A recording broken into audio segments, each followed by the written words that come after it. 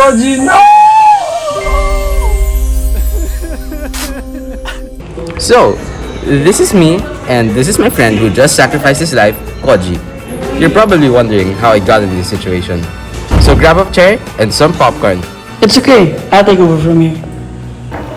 In 1815, Europe tried to heal, but you can't just put a band-aid on a third-degree burn. The Congress of Vienna, led by Great Britain, Austria, Prussia, and Russia, tried to restore peace after Napoleon's chaos. They redrew borders, restored monarchies, and focused on three goals: the principle of legitimacy, the theory of compensation, and empowering minor countries around France. It worked for a while, but peace on paper doesn't always mean peace in people's hearts. By 1914, Europe was tangled in alliances, suspicion, and economic stress. The trade barriers rose, military spending soared, and Britain and Germany clashed over power and colonies. And with one spark, the world fell into a war it wasn't ready for.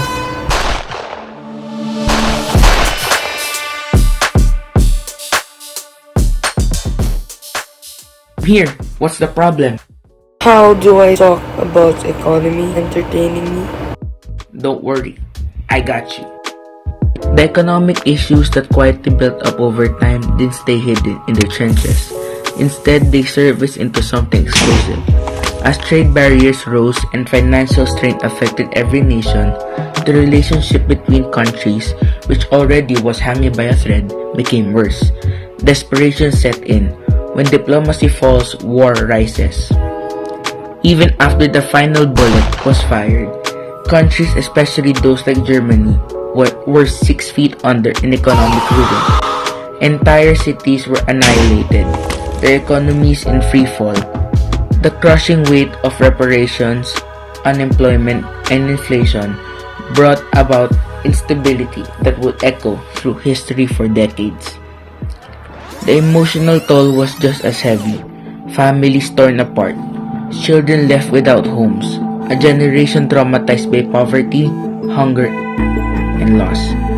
It's a painful reminder that economic problems are never just about numbers. They affect people, real people, and when ignored, they don't just damage economies, they destroy Lives. Precious lives. World War I. The Great War. The war to end all wars. But is that really true?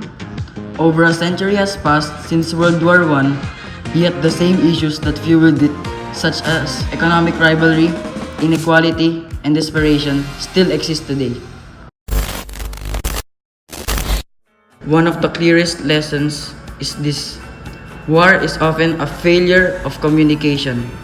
In today's world, diplomacy must be the first response, not the last resort.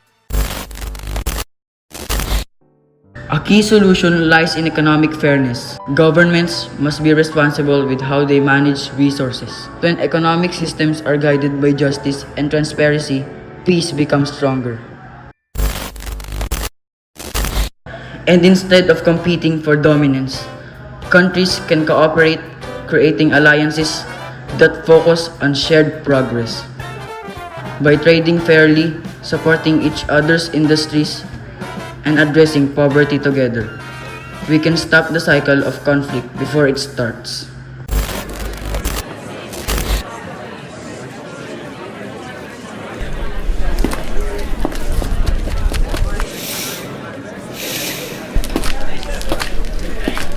You're on.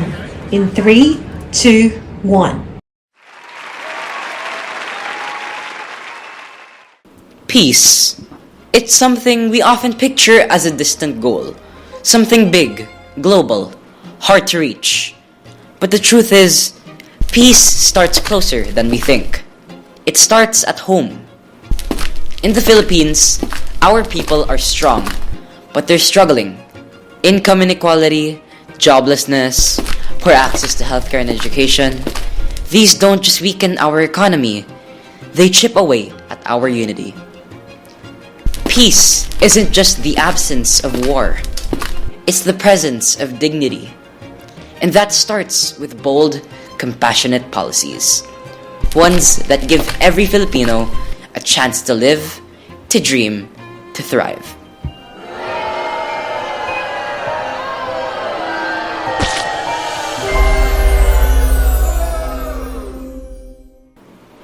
You know what?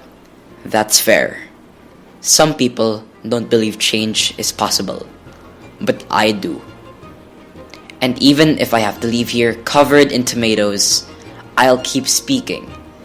Because when we give up on peace, we give up on people.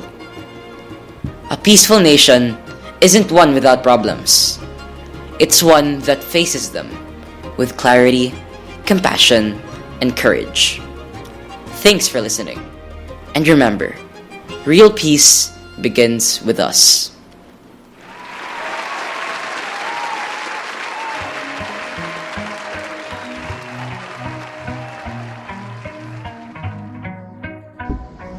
So, we've looked back at what caused one of the deadliest wars in history: economic desperation, inequality, and rivalry.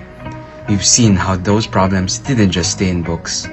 They became real and destroyed lives. We also saw something else. That in the middle of crisis, there are lessons to be learned.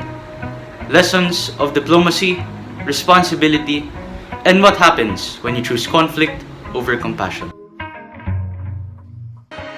You know, even today, our world still faces economic challenges.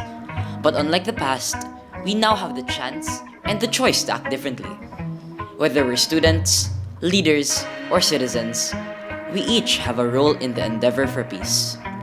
We can speak up for fairness, push for transparency, and support policies that help people, not profit. Even in small ways, we can live as peacemakers through our words, our actions, and the values we carry. Because peace isn't just about stopping more, right? It is about building a world where war doesn't feel necessary. If we choose wisely, act boldly, and stand together, then maybe, just maybe, we'll be the generation that ends what the last couldn't. Told you guys it was a long story.